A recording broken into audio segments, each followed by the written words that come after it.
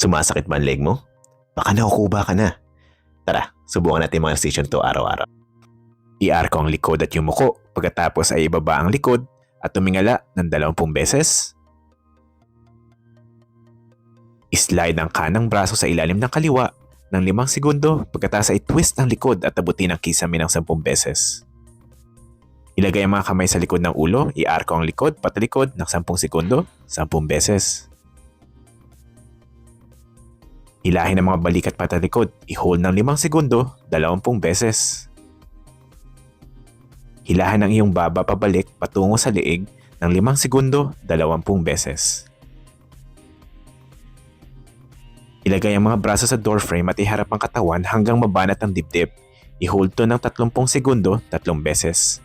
Gawin ang mga ito araw-araw at kung may nararamdaman pa rin, kumonsulta na sa doktor. Salamat!